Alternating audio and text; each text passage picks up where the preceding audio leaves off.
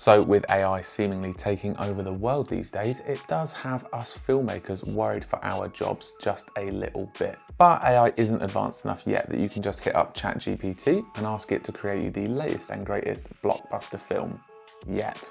But as a filmmaker, you can leverage AI to your advantage and use it as a tool to assist you in telling your story. So today I'll be going through 3 methods that you can use to elevate your projects with AI. And the first method that you can use is actually AI frame extending, which I have been using this entire time. Hopefully it was seamless enough that you didn't notice I was using it, and the fact that this room is not actually this big. Okay, so here we are in Premiere Pro, and we're going to be looking at our first AI filmmaking technique, and that is going to be frame extending. So we've picked the clip that we would like to extend, and it is this one right here. So what we're going to do is we're going to set our scale to about 50, which gives us some space to AI extend, and this space is everything that I would like to extend. So one important thing to note is to make sure to turn off any LUTs that you have. We're going to turn off our LUT here, and then we're going to click export frame here. We're going to call it frame 1, and we're going to save that in our desktop in a little folder called frame extend. Obviously save this wherever necessary, and then we'll hit OK, and then we're going to head on over to Photoshop. We're going to click open, and then we're going to open our frame that we have just exported. So we've got our canvas here with our pre-resized image. Obviously this is a 3840 by 2160 canvas because we've exported with the same sequence settings out of Premiere Pro, which is 3840 by 2160, and obviously this has resized itself, which is why there is blank space around the edge. This is important for sizing, as you won't have to readjust anything once you've created your extended frame. So first things first, we're going to head to the marquee tool. You can do this by clicking M on your keyboard and select everything inside of what we would like to extend, and then we will click select inverse, so that selects all of this blank space here. Then we're going to click generative fill, and then this box will pop up asking us what would you like to generate. I actually find that I get better results when I leave this option blank, so we're going to do that, and then we're going to click generate here and wait for the bar to load. And then we can see the result that we've gotten. So yeah, pretty cool actually. There's some weirdness going on here which I don't like. This is all pretty good, and obviously the ceiling extends pretty nicely. So not happy with this bit, so we're going to click this little arrow button here, and that's going to give us a variation which I actually like even less. And then there's this one which is pretty much the same, just some more weirdness going on here. So let's just select this one just for the sake of the demo. Obviously you can just delete this layer like that and do the whole process again until you get a result you're happy with, but I'm going to stick with this result. So what I'm going to do is click file, and then I'm going to click save as. So I'm saving it in the same desktop folder, and I'm going to call it frame01 extended. And you have to make sure you save this as a .psd file. So we'll click save, click OK, and then we're going to head back into Premiere Pro, select the file explorer, and then drag in our .psd that we have just saved. And you'll get prompted with a little box asking you if you want to merge all layers. You're going to click this box and then select individual layers, and then uncheck layer 1, which is the exported bit. You just want the generative fill section, then click OK, and that'll appear just here. And then you can go ahead and drag in our generated frame here, and you'll see it fits nicely over our footage. You can toggle them on and off to see the difference. Also, what you can do is nest these clips together just like this. We're going to call this scale 01 because we want to scale it up, and then you can scale it up freely, so you've got that little bit extra from your frame extension.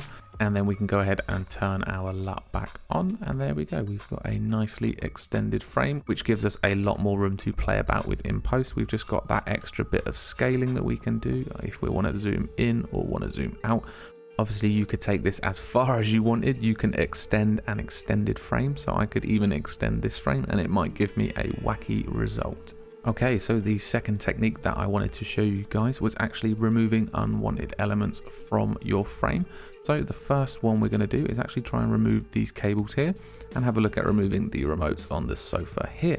So we're going to do the same thing we did last time, turn our LUT off, and then we're not going to shrink the frame because we're not extending anything, we are just deleting. And then we're going to click export frame. So this is going to be called frame02, saved in the same location. And then you want to head into Photoshop, and then make sure you open up frame number 2 this time. And then we're going to zoom in on the part that we would like to delete. what we're going to actually do is select our lasso tool. You can do this by clicking L, but I'm going to do a long hold and then click the polygonal lasso tool, as this just gives me a little bit more control.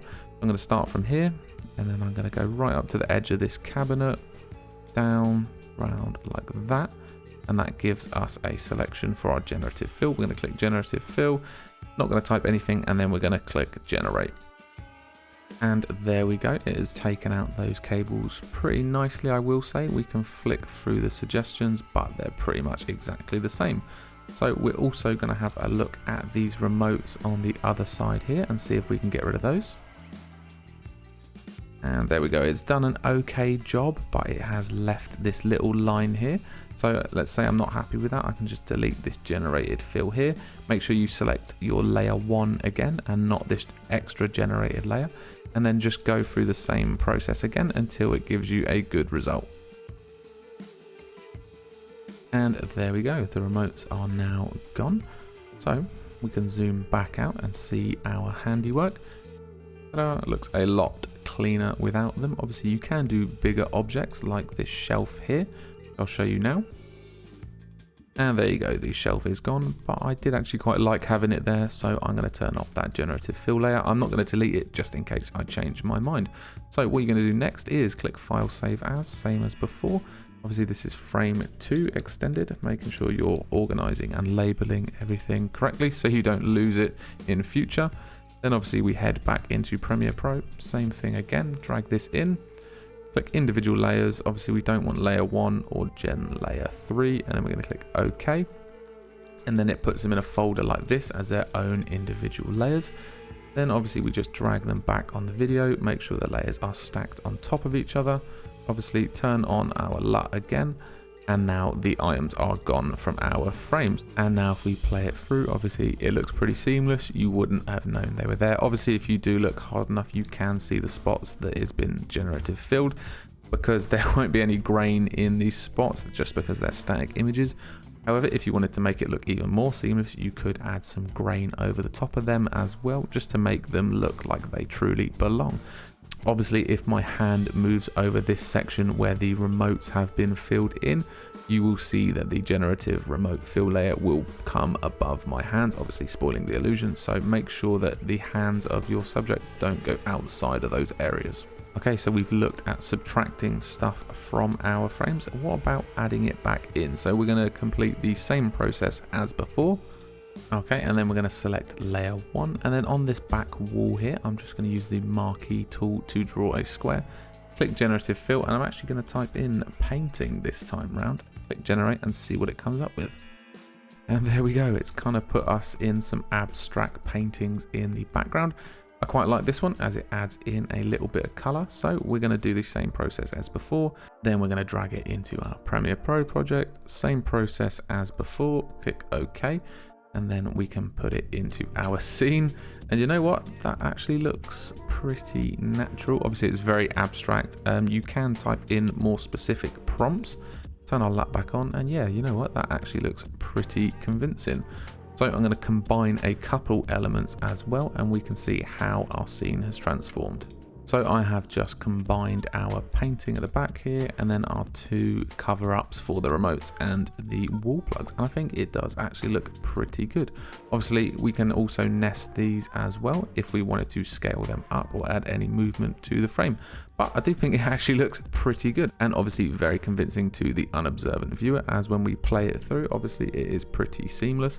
However, as I mentioned before, if anything in frame crosses these points, you will see that these will go atop of my hands, for example, because they are layers above the video layer. Obviously, you could go one further, and I could rotoscope myself out, then paste myself on top of this layer down here, which would then put me above all of these generative fill layers, which is pretty cool.